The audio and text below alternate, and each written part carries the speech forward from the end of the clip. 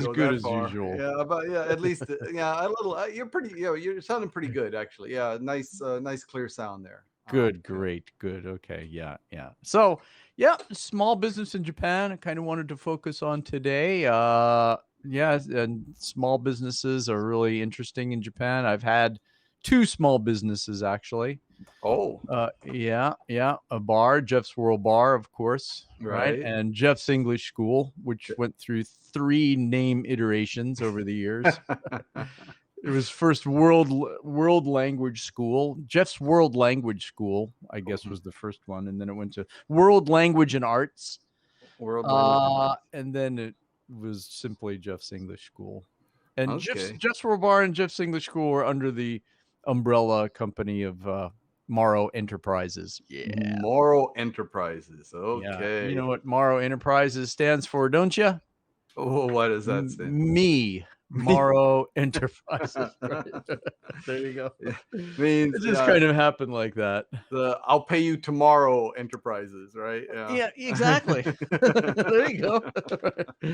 I give you money for a hamburger today. What was uh, that one? I'll Can I get gladly pay hamburger you. today? I pay you Tuesday for a Yeah, I'll hamburger gladly pay today. you on Tuesday. Yes, that's right. Yes, that's right. Yeah. That's right.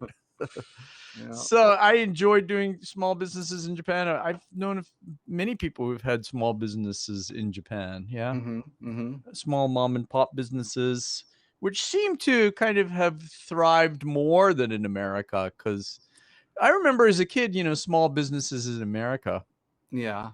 like your mom and pop shop, the small candy store on the corner, Mhm. right?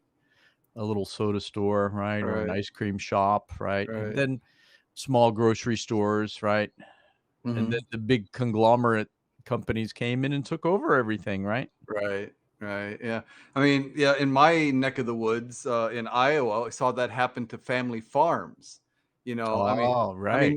farms were never small in Iowa, and we were talking about, 800 to 1600 acres is a pretty typical farm in Iowa when I was growing up. But now it's like you put 10 of those together. So it's like 16,000 acres and all under one corporation conglomerate that's controlling it and not doing a very good job in my opinion, but that's another story. Yeah. Right, right. Yeah, I've seen stories on that, and I've seen YouTube videos where a conglomerate will come in and just take out all the farmland, right?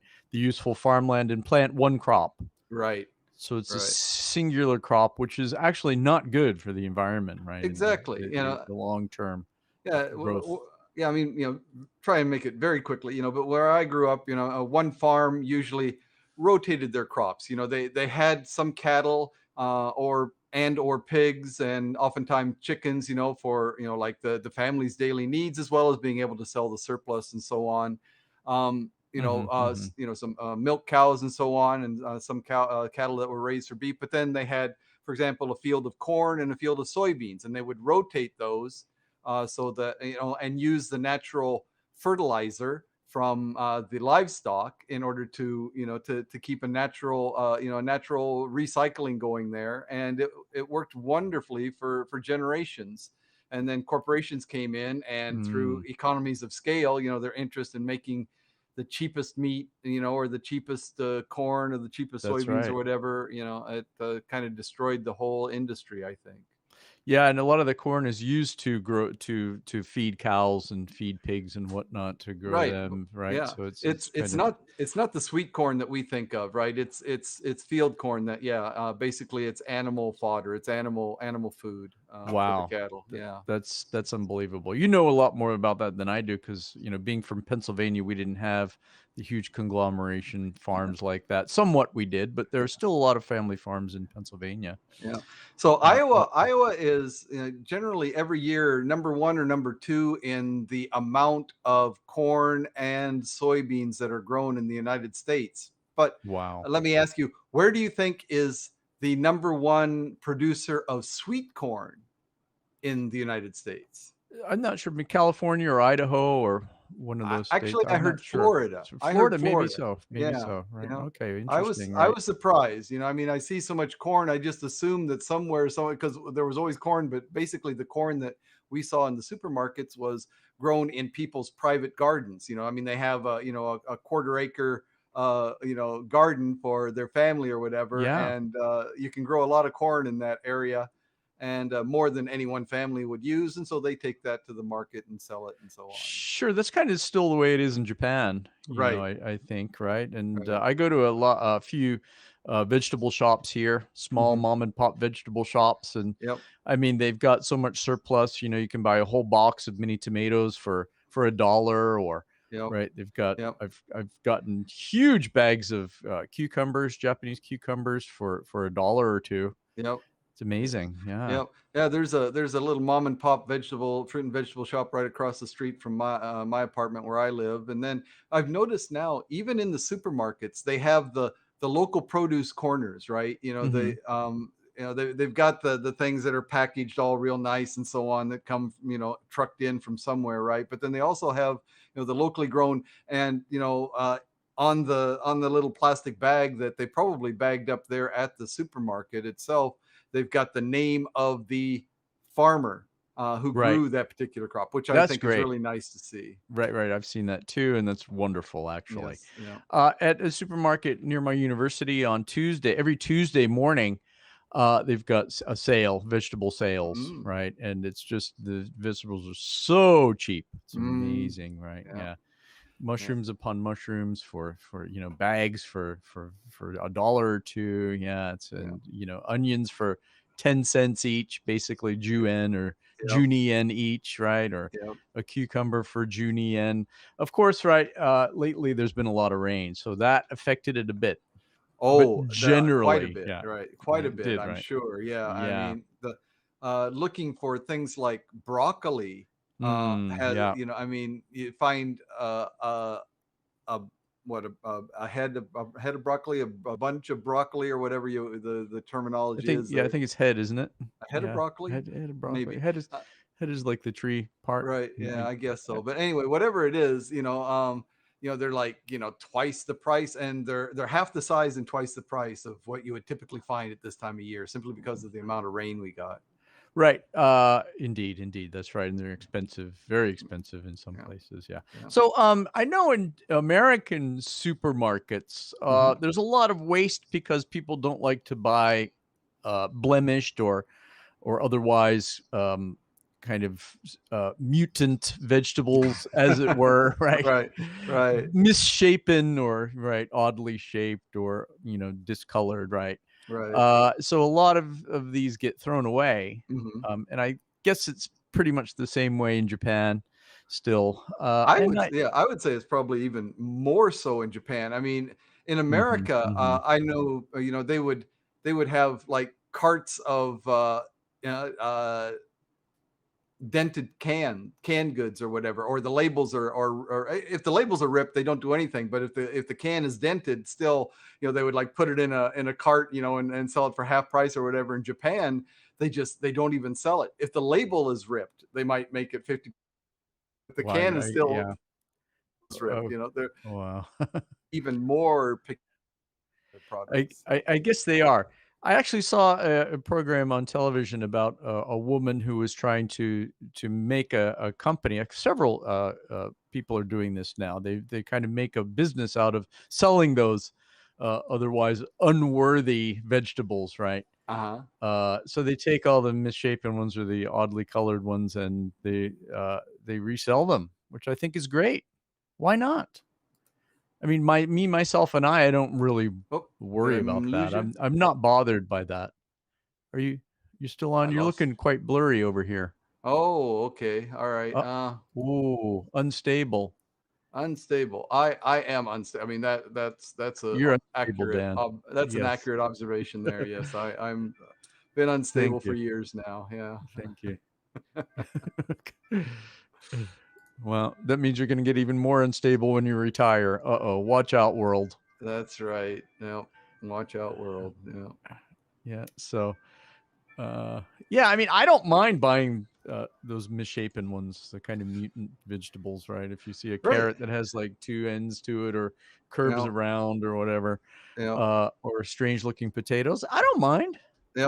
Of Oh, but course. I can remember. I haven't heard or seen much of it lately, but I remember, the first couple of years when I was in Niigata, there was a big stir about some guy found a carrot or so, or maybe it was a daikon that had Hmm. split at the bottom into two large trunks plus a tiny little trunk at nub of a trunk at the At the convergence point, right, or yeah, or the and so that was divergence.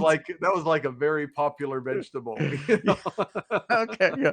I think I guess I can imagine what it resembled. Right. Right, right, yeah, There yeah, are those, yeah. yeah, Like, yeah, sure, sure, sure. Like a carrot, the same deal with a right, carrot or tomatoes, right? exactly, I think exactly. tomatoes are especially prone to that, Yeah, tomatoes come out in a lot of strange shapes, yeah, growing in strange shapes. Yeah, yeah, yeah. yeah, yeah. Uh-huh. My I, mother I my mother always complains about the taste of the fruit and vegetables now in America. She really says, okay. yeah, it's not the prices she complains about. The prices are, maintain, fairly reasonable prices, but she says they So it's just the don't taste like taste. they used to. Uh, Wow. Do yeah. expand on that. I mean, are they W- not as sweet or they're not as Right, fresh? right. They just they're bland. It's I mean, so what she noticed about tomatoes that they seem to be firmer. They don't soften up to the point that they become difficult to use. They maintain their consistency for longer, Mhm. but they taste like they taste almost like nothing. They're nice and firm. You can slice them and so on, and they look really nice, but they just don't have any flavor. They're I mean, like eating cardboard or something. It's just Wow. yeah. Okay, Um, yeah, it's not so w- cool. Now, not N too not far. good. There were more. So the Amish. There are Amish settlements in Iowa, scattered throughout Iowa, and the Amish Pennsylvania people. too. Right, Pennsylvania too. Sure, sure. right, Yep. yeah. Mm. That's what we call them, the Pennsylvania Dutch. Right, right, right. Indeed, Yeah, yeah. yeah. Um, Exactly. but there those settlements are scattered throughout Iowa also, and so my father, when he was alive, used to go quite often and bargain with them, and buy vegetables and even like the chickens and so on from them because the quality was just so much better. The prices were about the same or a little bit cheaper, but the quality was just infinitely better. So they always did that. Wow. That's good, yeah. I have had some bland vegetables in Japan, like an unripe tomato or Uh, something. uh, But then again, mostly I get very, very tasty vegetables here. Yeah, I've had I no believe so problems, too. yeah. Yeah, yeah. Right? In fact, spinach. I never liked spinach when I lived in America, and I mean, I like it here. I It's good. really, yeah, I really like spinach and tomatoes also. I was never a tomato eater in America, but now I eat tomatoes. So yeah, I think if anything, vegetables have a better taste in Japan than they do in America. Yeah, My I think so too. my mother's testimony seems to be evidence of that also. So yeah. Right, sure, absolutely. And I'm one for fresh food too. I very rarely eat like frozen vegetables and whatnot. Mm, mm. I know they're not bad probably, right? But Right, I'm one not to buy like frozen broccoli or frozen peas and right. stuff. We I'd rather rarely do eat, too. We rarely yeah, do. rather eat fresh, right? But I And if you mean, can get it.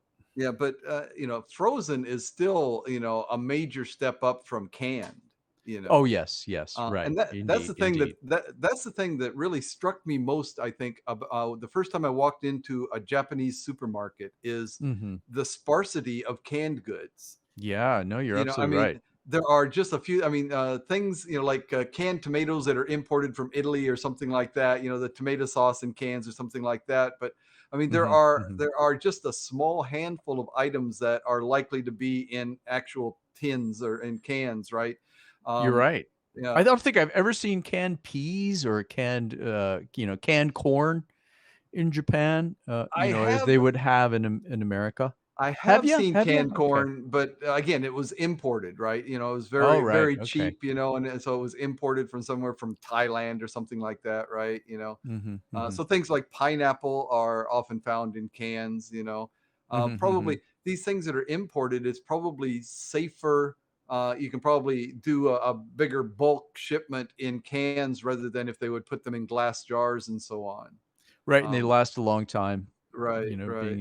in cans, but yeah, right, and more shipping proof in cans rather than bottles. Yeah, Right. sure. Or Yeah. jars, right? Yeah. Mhm, mhm. Interesting, isn't it? Yeah.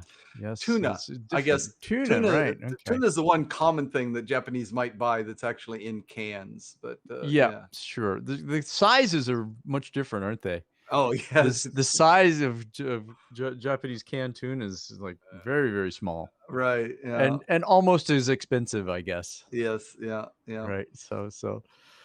When I go to Costco, I buy the canned tuna and the canned chicken, Ah, yes, yes, right? Uh, absolutely. which isn't bad. It's really Yeah, not bad yeah, actually in a yeah, pinch, yeah, and you can keep it for a while. that's right. So it's all good. But generally, right? I like the fresh vegetables. Hi, Edward. How you doing? Good to see you. Thanks for joining us. Yeah. That's one realm of small business. Yeah, of course, right? The Mhm, farms and mm, supermarkets, and of course, in Japan, there's still a lot of small businesses. Of course, now with mhm, the pandemic, it's a bit tricky. right.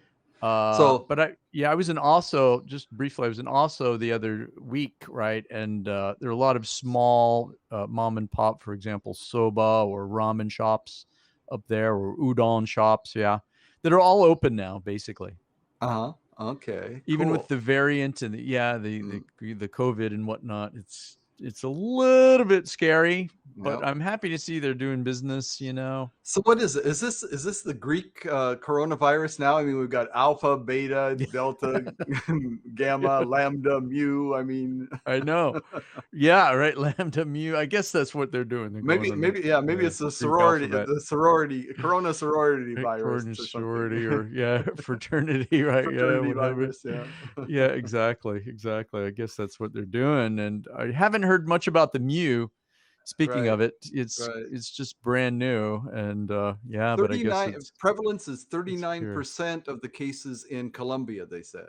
Right. Okay. Right. The Columbia one. Yeah. Yeah. 39%, which, 39%. Wow. yeah, yeah, so So, do you know anything about it? Is it more contagious, or how does that work? Is it I mean, deadlier, or I mean, I haven't heard actual solid numbers, but the fact that it's reached 39% must mean that it is at least very competitive with the Delta variant. I mean, because if it wasn't, close to or more transmissible than the Delta variant, it wouldn't really have a chance to get a foothold. And the fact that it Mhm. has 39% in one population seems to indicate that, yeah, it's got to be pretty contagious. Now, whether it's more deadly and so on, I haven't heard anything about that. But yeah, I haven't either, but yeah, that's scary enough, isn't it? Yeah. yep, yep. Gosh. All right. Well, we just So, have what's to. going on with Edward?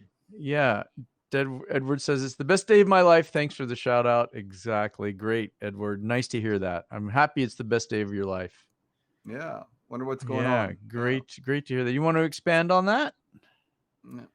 Or, Uh, but well, while we're it's waiting great. for to learn more Yeah. about that, you said so you've had two businesses here in Japan. Where did Yeah. you do involved in any businesses of your own businesses in America?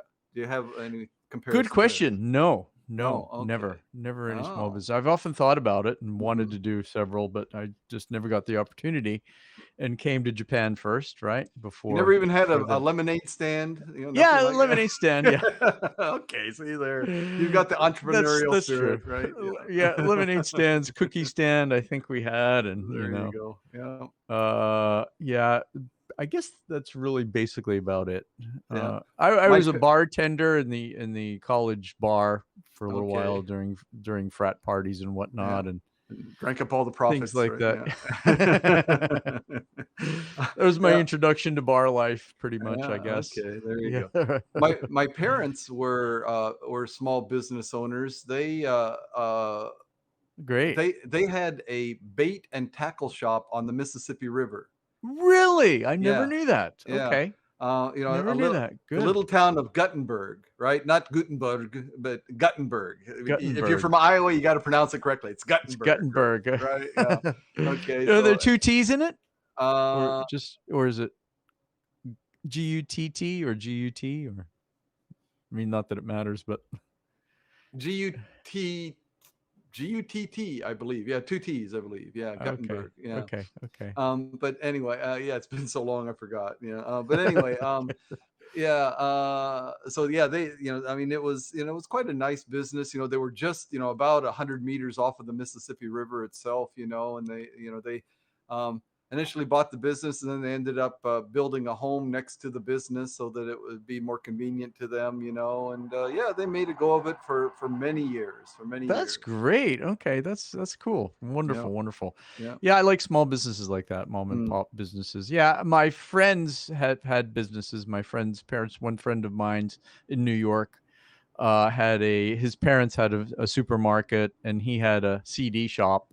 mm, Uh, we were thinking about joining up and doing something like that, mhm, but never got the opportunity. mm. My uncle, my mom's brother, worked for both uh, Pepsi and Coke. Oh, Actually, right, both companies. He was a a double chemist. agent. He was a double agent. I think he went from Pepsi to Coke. Right. Oh, I see. Oh, I, a I turncoat. Oh my I think God. he was a turncoat, but he had to, Defector. or he was a defector, one of the two. I'm not sure exactly what happened there, but I think he had to promise not to divulge secrets. I Yeah, guess, yeah. but he had he and my aunt had a small like a convenience store, right, in Michigan, Mhm. and the store got so busy during summers that he actually quit his job at Coke, Wow. much to my mom and dad's chagrin, actually, right. Hmm. But he quit to work for the convenience store, right, and then he started a level company, the level construction levels, Right. right, with Yeah. the little Yeah. the Yeah. little bean Right. in there, right? Yeah. He wanted to do a level company, interestingly, right? A level company. A level Okay. company. So that, yeah, he did the level company, All and right. I guess my somebody has to make them. Yeah. yeah, Sure. Why right. not? So he wanted to Yeah. make these kind of ornate wooden levels, and very beautifully done. He was Okay. he did a lot of woodcraft as a hobby and wanted to do it get into it that way.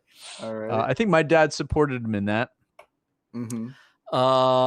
And that didn't do so well. Oh. Right? Okay, Oh, yeah. that's too bad. It started out okay, but then it actually didn't do so well. And another hobby he had was making knives. Mm. So yeah, he was a knife maker. So he Okay. really started to go strongly on that. He Okay. started to make a lot of knives, started making a name for himself. Hmm. He went to knife shows and sold quite a few knives. One of them, I guess, was almost in an Arnold Schwarzenegger movie. Oh. They liked the style, and in the end, I guess it didn't work out. But Huh. he sold a lot of knives. Went to a lot of knife shows. Yeah, Interesting. yeah. Unfortunately, he died at my age, and this was about 30 years ago, I guess now. Uh-huh. Yeah, he died unfortunately of a heart attack Wow. at 58.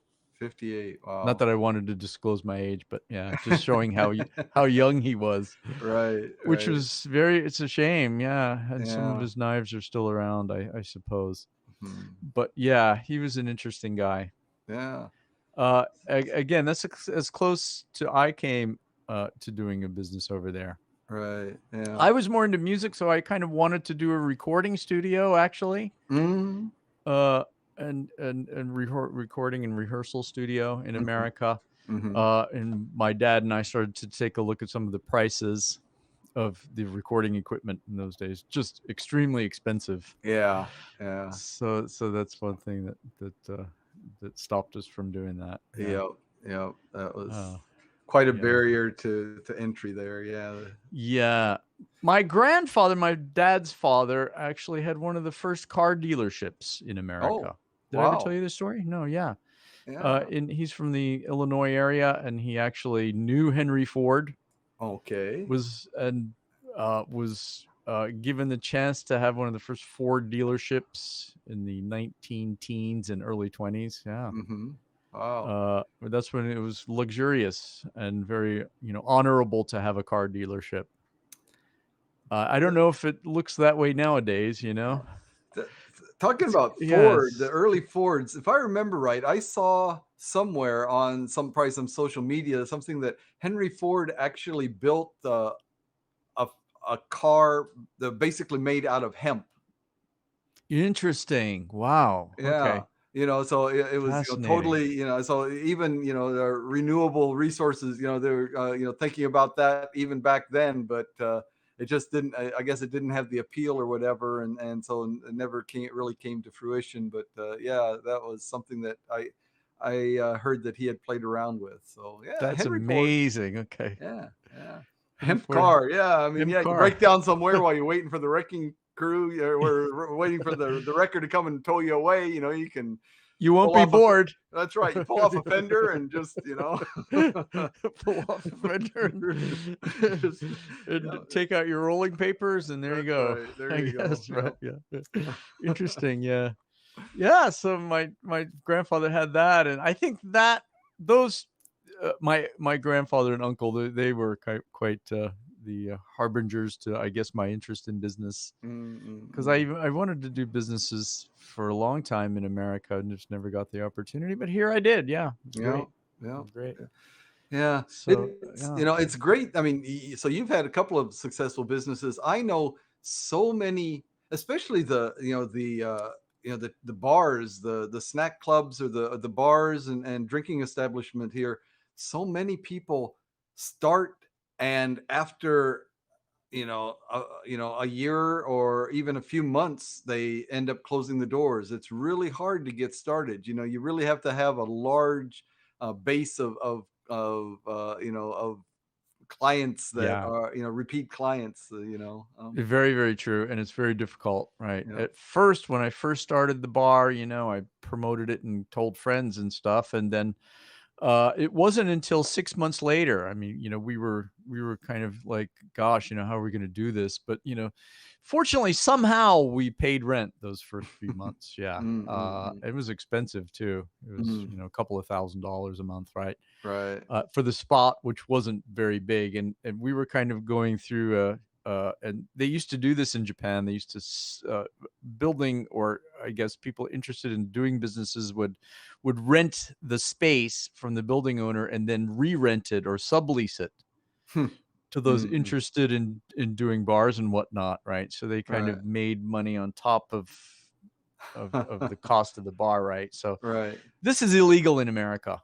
Right. Yeah, you can't do that. I think Right. it's illegal now in Japan. Oh, okay. Yeah, but I knew that, right? And I was like, "Oh my gosh, why are we paying this much?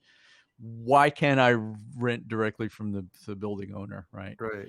Well, eventually we were able to do that. The Okay. bar next to us kind of, went out of business, and they Hmm. couldn't re-rent it, and we used that bar as overflow, Hmm. right? For when our bar got so busy, right? And we used it as overflow. And we paid the building owner some extra money for that. And then eventually I asked the middleman Mm. dude, right, to, is Mhm. it okay if you vacate and we can just take, because we wanted to get the bar next door, Right. Right. which we ended up being able to do. So we blew Cool. through the walls and expanded. And at that point I was like, I'd like to rent directly from the building owner if Right. possible. So can you skedaddle, and he said, sure, give me a little bit of cash and I'll get out of here. So we did that. Okay. Yeah. We made Yeah. the deal. So yeah. But Cool. yeah, so we were able to do that. But the first 6 months were touch and go. I mean, it was kind of hard to get your name out there and get people recognizing it and Hmm. coming. Like you said, you need a steady flow of clientele. Hmm. One great friend of mine, started to bring in uh, his teaching buddies, right? Ah. After on Friday nights, after Okay. finishing work, Hmm. they kind of adopted the bar as kind of like their go-to place, right? They would go out and have dinner Hmm. together and come to the bar every Friday. Ah. And then from there, it started to get really good. Yeah. Yeah. I mean, that's the thing. I mean, most of the people that I knew that started businesses were Japanese friends of mine. One couple that I knew particularly well, I got to know them as members of a Macintosh users group here in Kumamoto. And Right. Yeah. they were big into Macintosh, and they were doing all kinds of things. They were like scanning slides from hospitals. Hospitals had all the huge numbers of slides of from operations or whatever that they wanted to catalog and into a computer database and so on. So they did work like Excellent. that and so on. But anyway, they got into a bar also. And Okay. they had a little live music corner and everything, and they were trying to set it up, so to appeal to people who are interested in listening to music, but also, they had bartenders that were uh, generally foreigners or Japanese that spoke English very well. They were trying to promote the international aspect of it and so on. And there was a Yeah, group cool. of about a dozen people that invested in it together. And Excellent. I think that lasted for about 12 to 14 months, and then they closed the doors. Oh shoot, that's Yeah. too bad. That's too Yeah. bad. Hey Candy, how you doing? Thanks for joining us. Yeah, awesome. Great. Yeah, that's really too bad if you can't make a go of it, you know. Yeah. Yeah. That was, the goal was to do everything possible to make a go of it and to keep it going, and we had a lot of, we were very lucky, of course. We had a lot of people come in. We tried to do various events and stuff, and Mhm. eventually we got a dart machine, right? And Mhm. after the expansion, we had DJ events and open mics and stuff like that. So it was Mhm. really good. We were kind of the Yeah. go-to bar for the company Nova, the Oh, English okay. teaching school Nova, when they were Mhm. here, right? And they were really kind to us, so we really Mhm. appreciate those guys. Cool. For sure, for sure. Unfortunately, I think it was 2008 the company went out of business, right? Ah, yeah. Remember Yeah. that? Yep. So yeah, people started vacating Right. Kumamoto, right? Because Yeah. English teachers, they didn't have a job. They were sponsored with their visas, their working visa to live in Japan That's through the right. company, right? So Yeah. they had no choice but to leave. A few people stuck it out, Yep. and they're still here. Yeah. But yeah, Nova, yeah, the demise Yeah, of Nova was a Nova. major Candy kerfluffle. Candy remembers Nova. Oh yeah, right. That's an old school, totally. Yeah, Yeah. yeah, yeah. Uh, That was ages ago, right? And so again, Ages ago. It we were, seems just like yesterday. I mean, I've been here so it's long. yeah. I know, me too, right? Yeah. Yeah, how long ago was that now? I Jeez, mean, so that was Nova, 14, 12 years Nova, ago. right? Nova disappeared in my like 18th year here in Kumamoto. I'd already been Right, here okay. 18 years before they disappeared. So Wow, right, yeah, yeah. I think it was 9 years that we had been doing the bar.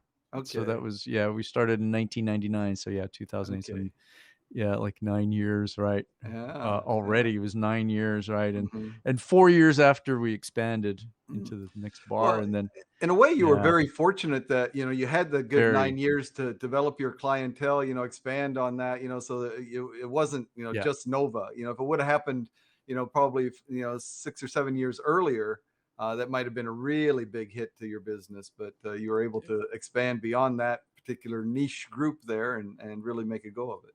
Yeah, you're absolutely right. We were very fortunate, very lucky Yeah, to be able to do that, right?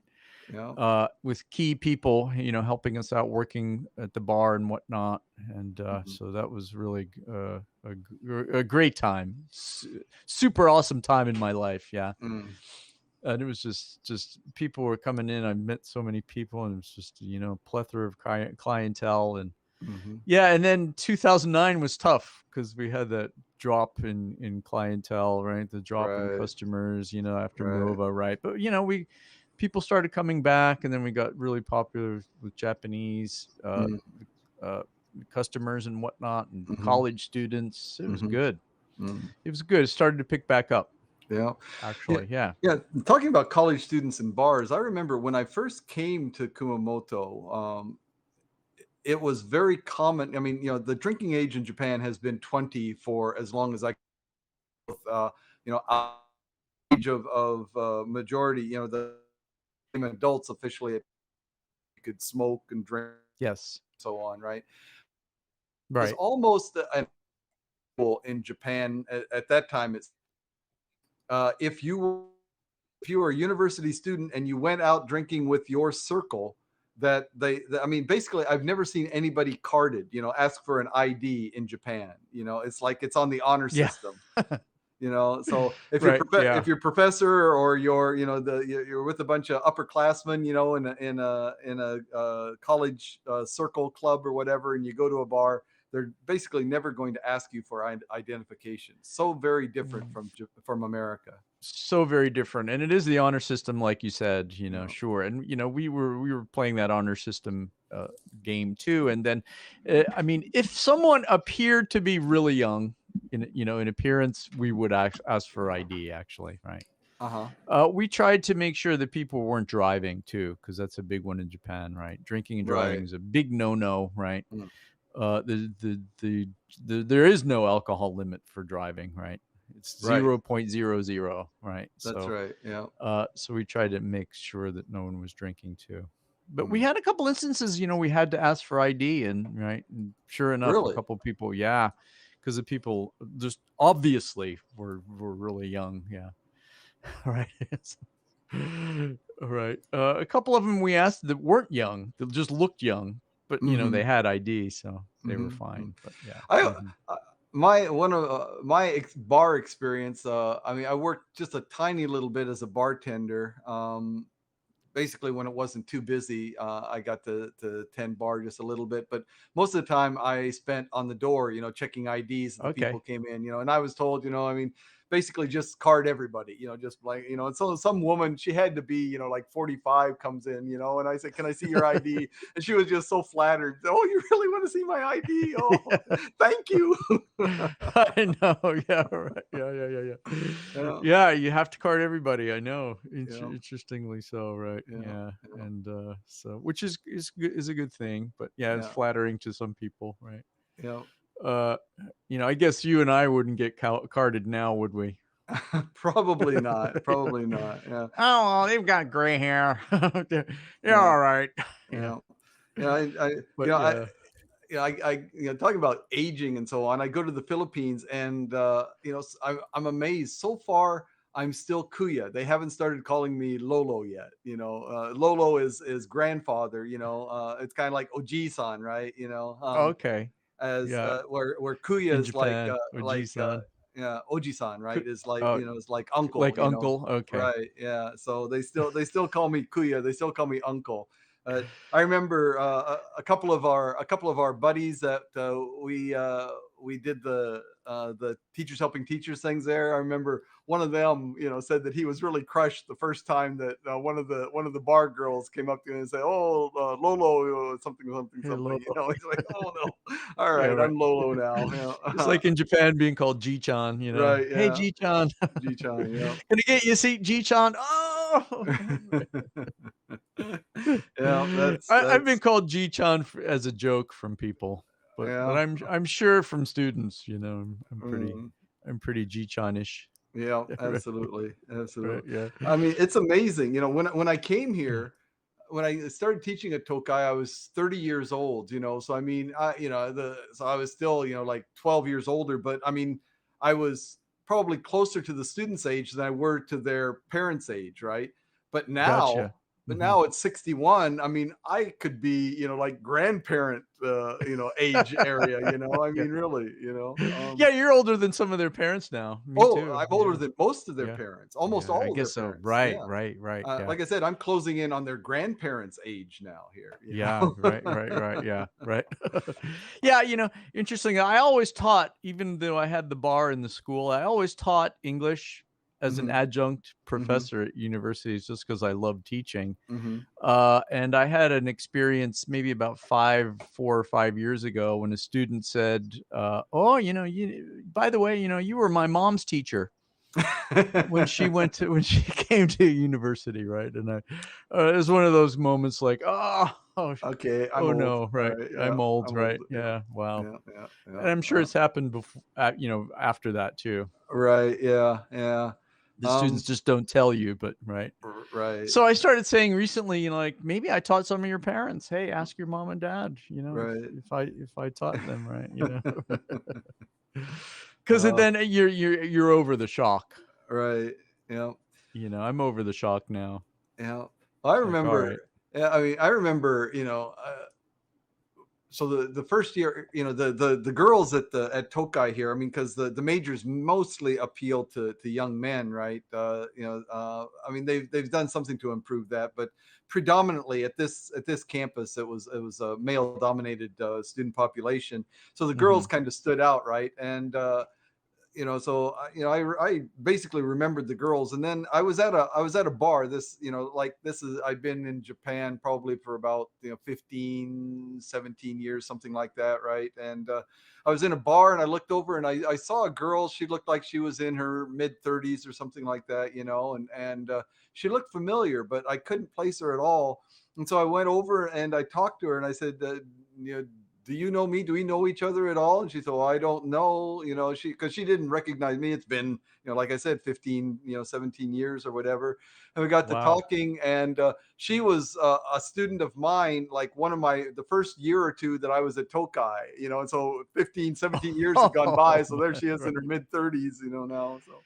That's interesting. Yeah, yeah, yeah. I had a couple experiences like that. Before I started the bar, I was an ALT, an assistant language teacher Hmm. here at a school in Kumamoto, right? And I Hmm. knew a lot of students then, which kind of got me into teaching. I loved that experience, right?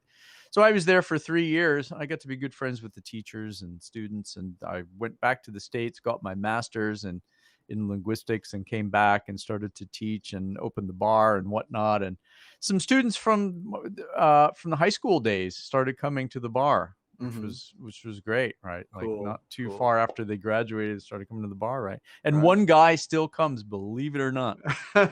Yeah, just yeah. I was there. When was it? I was there in October, I guess, or November, Uh-huh. or even after that. No, January, I guess it was. Yeah. And yeah, he was there that night, and I saw him, and we talked to another customer, and he was like, he was like, well, yeah, you taught me when I was a high school student, right? And I actually joined the karate club, Mm, and he was a karate member, and so cool. he always brings that up. So Uh, so uh, that was really fun. I've since, of course, sold the bar and sold the business, sold the mhm, bar and the company pass it on to the next person, Takumi. If you're mhm. watching, Takumi, all right, how you doing? Here's a shout out to you. So Of course, it's you sold closed now. the Huh? umbrella company, or Sold did the you sell? umbrella Oh, company too. I okay. couldn't, because of my job.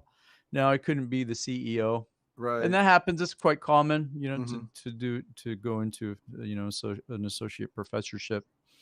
You can't do both, right? Which Right. is fine, right? I was Mhm. kind of thinking about retiring anyway, Mhm. but Mhm. passed it on. So sold everything, right? Mm. Sold the primarily the bar and the overlying company, yeah, the Mhm. umbrella company, Mhm.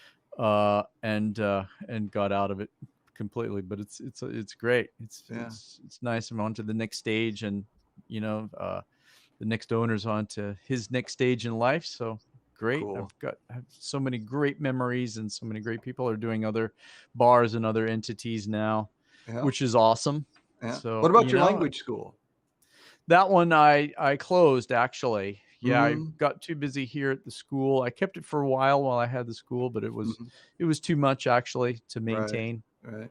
Anyway, yeah, Why I didn't you closed sell it. that off? I would think that there would be people in town that would have been interested. Yeah, I think it was a bad location, and Uh, it's just the school itself, the physical school was kind of run down in a rundown building. mm. It was But it but was you the had a you had a infrastructure. you had a quorum, you had a group of students, We already had established. some students. Yeah, I mean, several. I did pass several of them on to Mm, some friends and mhm, stuff, and mhm. yeah, I just decided not to maintain that one. Right, I right. think I probably should have tried to sell it, actually, now that I think about it, but Yeah, I mean, I you know what yeah, establishing a base of students, is I mean, that's the first hurdle for any new school to overcome. I mean, that's more of a challenge than even the location and so on. yeah, I was lucky to still have students Right. after so many years and Yeah. whatnot. Yeah. Yeah, yeah. I should have sold it to you or someone else, actually. Yeah. Well, I So would. that Mm, is one thing. yeah. Yeah, Yeah. getting those students. How would you have continued on that, or I mean, had I I done would have so. been interested, but then again, once I, got tenured here at Tokai, I would have probably for the same reasons had to give it up, just being too busy, Yeah, to do it. and So, I think that too. Yeah, I couldn't have done it anyway mhm, myself. So and yeah, right. I think I was looking at selling it there, and it got too busy and time consuming to try to find someone to buy it, and Mm. um, Yeah. Did you ever think about just like, contracting teachers? I mean, you could give them, like 90% of the, I mean, give them a major cut so that they're very happy to do that, but then you at least keep the school and then, it's under your name. So then as you retire, you still want a, a side business or something, when you're past 65 or whatever, your retirement age, you got that already, going. yeah, yeah. I could have done that. I guess I should have probably done that, but Mm, yeah. yeah. Again, it was kinda just too time consuming and Right. Yeah. yeah, Yeah. didn't wanna kinda try to maintain it. Yeah. I mean, it might have been problematic to, having teachers who quit or what have you, or True. wanting to move on and having to try to find a new teacher Yeah. yet again, so Yeah. so I Yeah. didn't continue with that, although, there's always retirement, Mhm. and Dan, you're retiring here, Yep, very soon too. soon. Did you ever consider doing some kind of small business after retirement? I've thought about it a lot, but, I finding a location, and just, getting started, I mean, I've been here long enough that I've got, a lot of connections in town, both, among, other, English teachers and also just people in the community and so on, but, yeah, it's a little bit daunting, and I mean, Yeah. I'm basically a teacher, I mean, I'm interested in dabbling in business, but, and yeah, that's the thing about a language school. Yeah. It's as much you're as much a businessman as you are a teacher, and I'm not sure that I mean I feel okay about being a teacher. I'm not sure how good I am at being a businessman. So Yes, there's a lot of things you have to think about, right? You have to think about, of course, paying rent and, the infrastructure, getting phones and internet connection and whatnot, and right, maintaining the student level, because there you'll have times when students will quit or right, will move on, and it's just right, a fact of the business. yep, I admire people doing language schools now because I know mm, it's tough. I mean, when I first came to Japan, it was probably quite easy hmm, to get a lot of students and to even teach privately, which I hmm, did back in the day too. hmm, I taught a lot privately, right, in my hmm, house and right and at students' homes and whatnot. hmm, That was quite lucrative, hmm, and it was quite easy then, but I think it's gotten a bit harder now. yeah. Yeah, Yeah. I used to Mhm. do quite a few, private lessons. I had a group of doctors in Tamana where I was living at the time, and I taught them for a while. And then, as my daughter was growing up, I started teaching some of the neighborhood kids and bringing my daughter with me so that she'd have an excuse That's cool. to study English a little bit, and so on. Yeah, But great, great. yeah, but I never really expanded it into an established school or anything. It was always just spot lessons here and there. They might continue for several years, but yeah. Mhm, mhm. Yeah, yeah, yeah. Yeah, that's good. At my school, I had students I still keep in touch with. In fact, one of them is my dentist now. Oh, He was my student for a while, so we kind mhm. of traded off kind of services, right? Yep. There you go. Yeah. Oh, well, You talking know, about yeah. I mean, yeah, it's really good. The kind of people that you meet, that are interested in studying English for whatever reasons. So I've got a former student on the police force here in Kumamoto. that's good. Yeah. Right, that's good. Yes, yeah. So that There you go. That's hopefully good. that I never have to call in that that favor. But yeah, Yeah, it's seriously, good to totally. know Yeah. somebody there. Oh yeah, yeah, yeah. It's really good, really good. Yeah. So you mentioned, and this was, I think, pre-pandemic. Uh huh. You saw a little store, a little kind of vacant shop that was Hmm. near your apartment Uh that huh. you kind of expressed interest in, like doing a restaurant or bar in. Right. Yep. Remember that? Yes, yes. I still We were think kind that of would be good, yeah. that shop would have been good, I think. Yeah, Yep, the actually, location was really quite good because it was kinda triangulated between 3 universities, and we both have connection at all 3 of those universities, so, It could Yeah, have yeah, been yeah. good. Yeah. That could have been good. Yeah, it got taken over by something. What is it now? I just passed it this morning. It's It's a some kind of strange kind of yeah. I think it's like home health care of some type, whether those are like home helper types or, the nursing, services or something like that. The Right, right. people, Okay. yeah.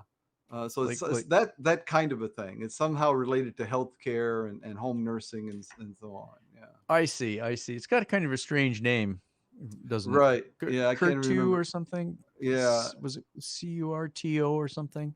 Yeah, Was it Curto? Kurto or something like that. Yeah. Curto or something like that? Yeah. Yeah, I couldn't figure Yeah. that out. But that I location would have been great. You're Yep. right. Yep. A couple people mentioned that to me actually back when I was doing it, is to open up one near Kumamoto University, Mhm.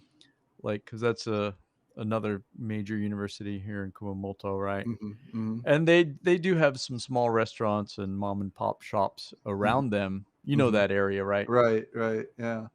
Yeah. You remember, you never were a darts player much, were you? No, I was. I started Right. getting into it from you, Right, yeah. basically. Yeah, Yeah. Joe and I used to go, and there was a little place just over that, what is that small bridge there?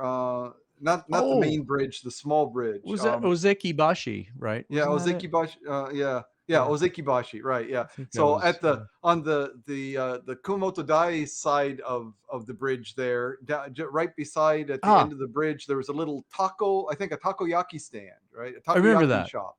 And I remember upstairs that. from that was where there was a darts bar.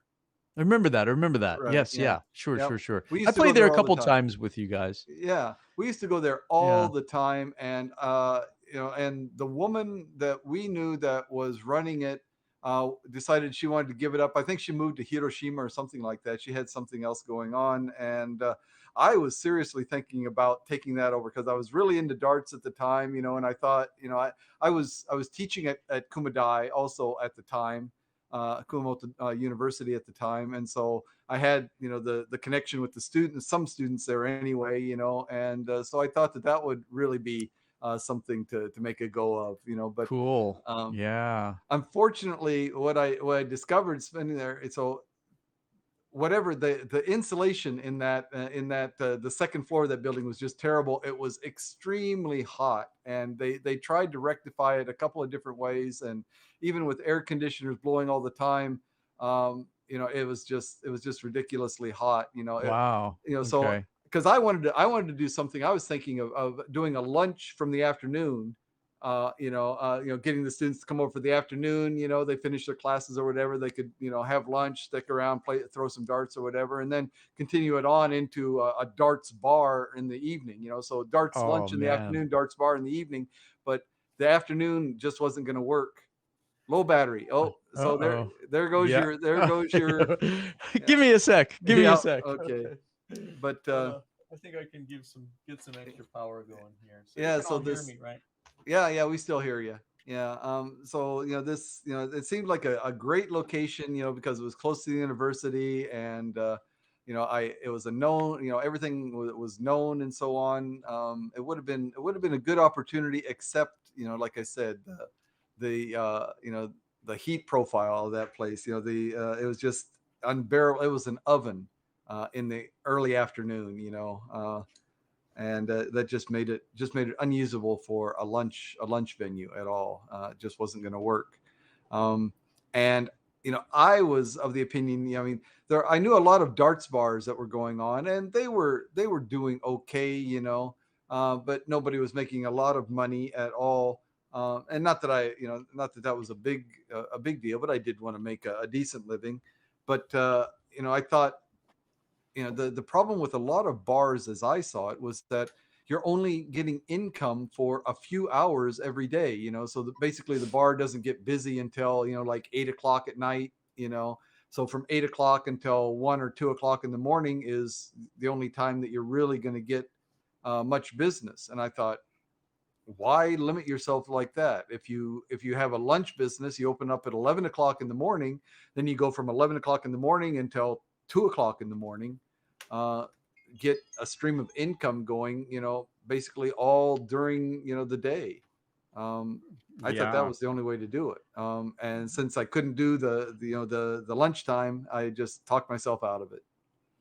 Oh, yeah, yeah, yeah. That's too bad. Yeah. Um, Probably a good thing. I mean, I'm sure I would have gone out, with this coronavirus would have definitely put me out if I hadn't failed by this time. That would have definitely put me out of business, I think. yeah, yeah, that's one thing. That's one hard thing now, right? Yeah, Isn't it? yeah. The Uh, coronavirus. I mean, Yeah, for sure. Joe, my friend, and I, that good darts playing buddy of mine. We always used to go to one of those internet cafes where they had a number of darts machines in there because it was so much cheaper than the darts bars, and we could play in the afternoon.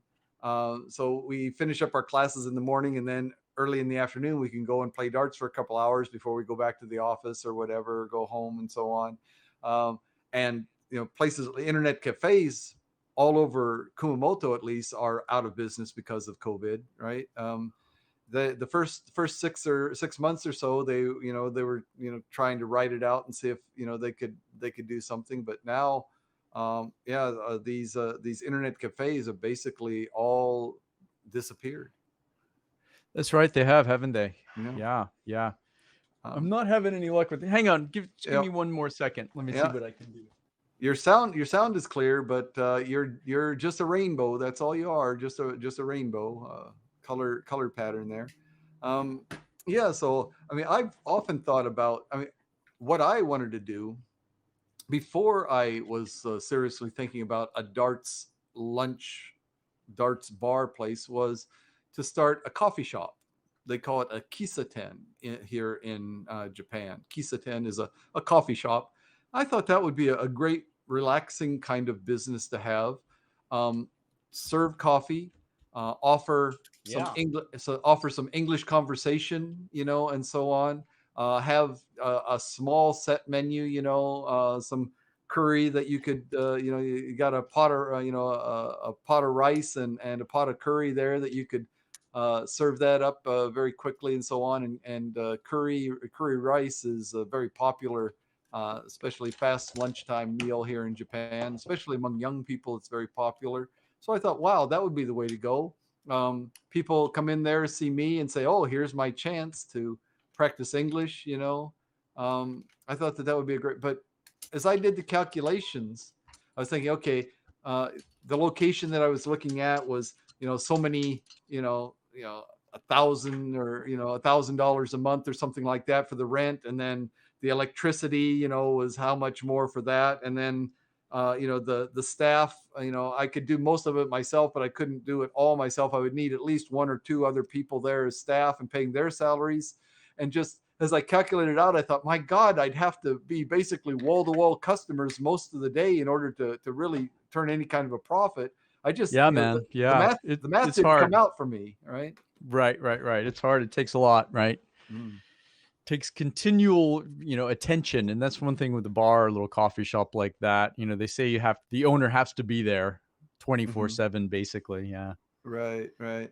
Yeah. Um, And yeah, it was hard for me too. I mean, yeah. to be there, Yeah. I mean, so I much think all the about it time. Yeah. again now, that, now that I'm thinking of retiring, I thought, even more, so do some, make, what we were talking about, an English school, but do an English school / coffee shop, so people come in there, kind of like, our friend that had that, it was called the Free Talk Cafe. Remember that?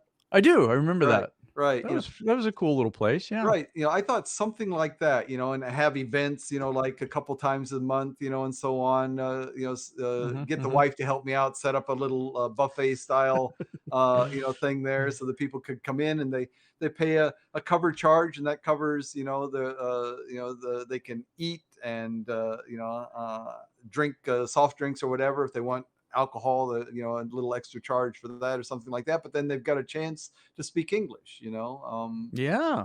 So I thought so I really thought that Free Talk Cafe was a great idea.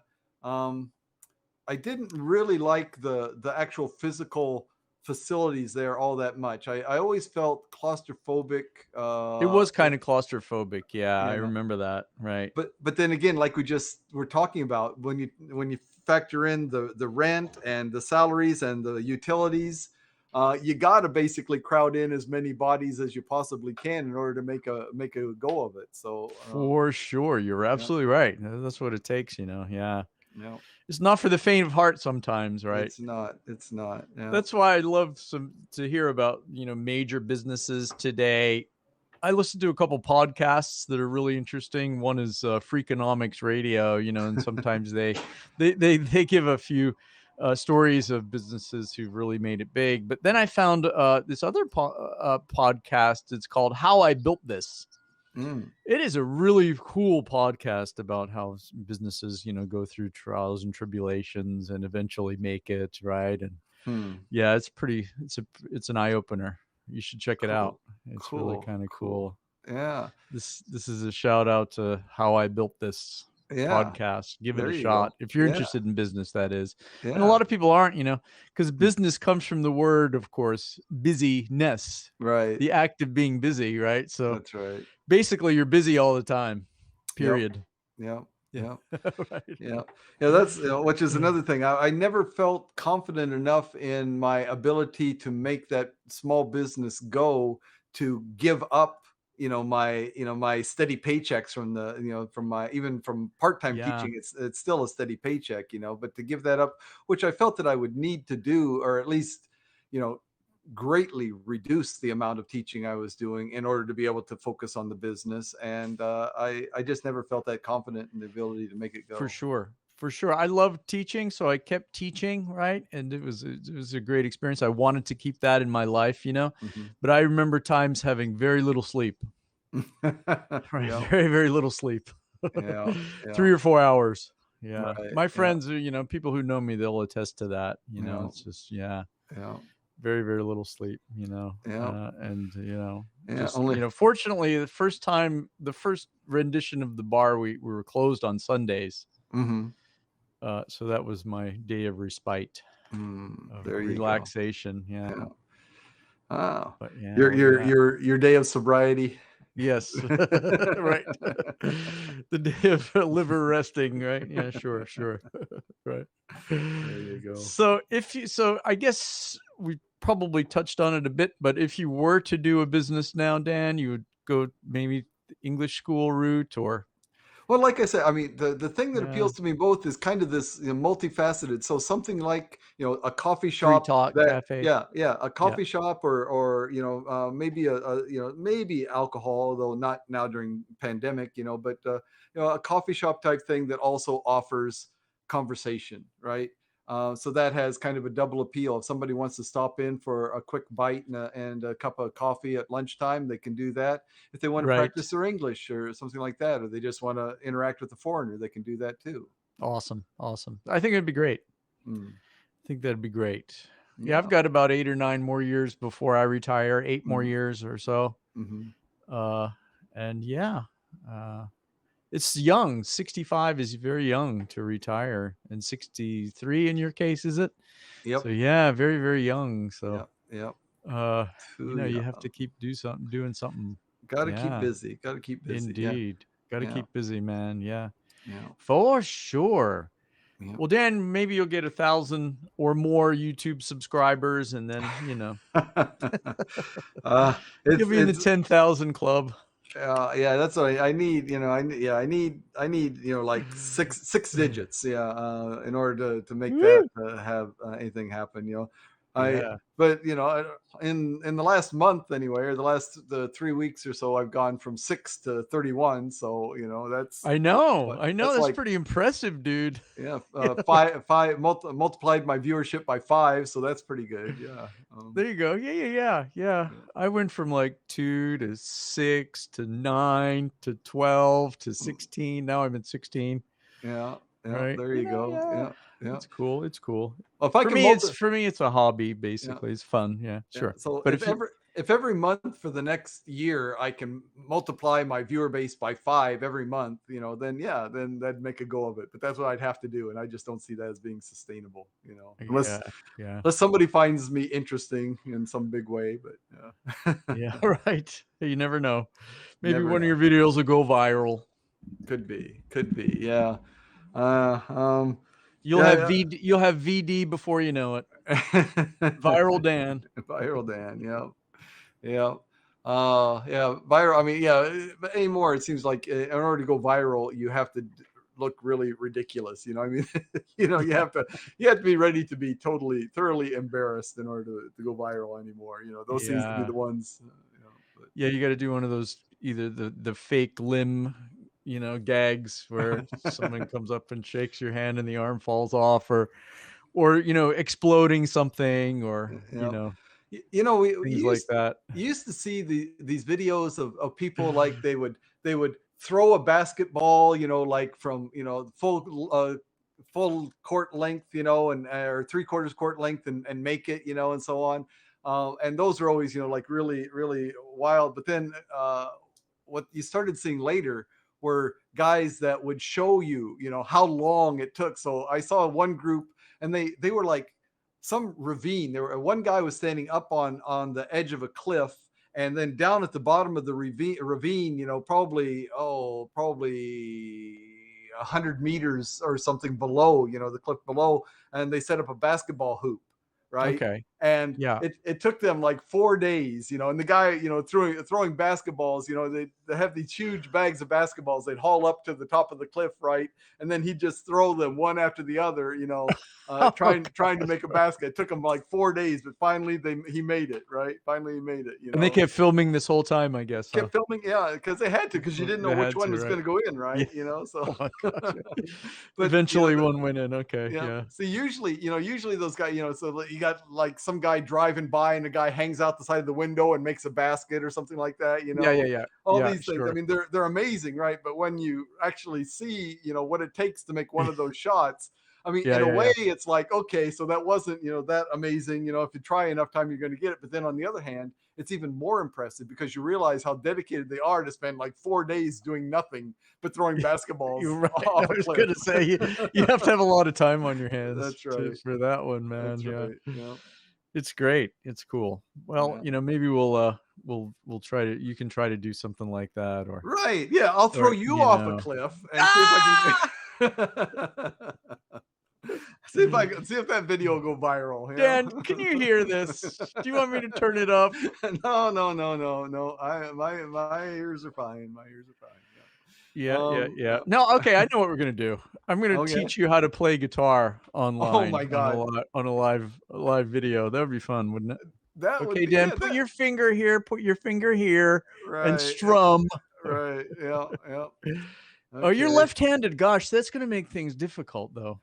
Uh, You're that left-handed. that's Yeah, what I mean, everybody always says, gosh. but it seems to me, I mean, to me, everybody says that the music is coming from their right hand, right? The strings that they're plucking, that's where the music come from, and it's just like they're just like making small adjustments with their left hand, right? It's like the music they're making it with their right hand. But to me, it seems to me the way I visualize it, the notes are just determined by the left hand, right? That's where your The notes positioning and your chords. No, I understand what you're saying. I know where you're coming from.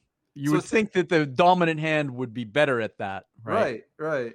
Yeah, and I understand that, and perhaps it would be, but most people start out playing right with the right hand strumming, right, and the left Right, hand. right. So yeah, Because I think it translates from piano, the piano bass notes on the left mm, hand, or mm, right, that goes in with that too. They right. can coordinate with the rhythm and bass notes, and See, I so, played yeah. keyboard a little bit, and Okay. I mean, I'm not ambidextrous, but I mean, there are a lot of skills, so like, playing the keyboard. Yeah, I mean, I'm comfortable with my right hand, as much as my left hand, and certain things. So, I mean, growing up left-handed, you tend to develop the skills of using your right hand in a lot of circumstances simply because, things aren't made for lefties. Right. Well, that would be interesting to see if it Mm, would work out better like that. Maybe yeah, we should do that. yeah. I have a Well, guitar I could lend you, okay. sure. Yeah, we could do that. That would be Tr kind of let's try interesting. to do Yeah. that. That would be interesting, yeah. Yeah. That'd be better than my other plan. I saw this thing. What's it called? It's some kind of an electronic ukulele that Alright. it has lights under the fretboard, right? And it lights Uh-huh. up. and it's all computer controlled in there, and so it lights up to show you, the fingering for each chord that you're going to play on the ukulele. I thought, oh, maybe that's what I need, but no, That's yeah, there you I, go. I got Right. you, so I don't need that, right? You Yeah, got me, and it'll be fun. Me trying to explain online where to put your fingers, I yeah, think would be kind yeah. of funny. I mean, the bonus there, I mean, people can laugh at me, but then again, they get kind of a free guitar lesson from you, by watching what That's you're true. teaching me. Yeah. So True, yeah. true, So right. a comedy show and an educational show all in one. I mean, All hey. wrapped up into one. All right. Indeed. Let's do that.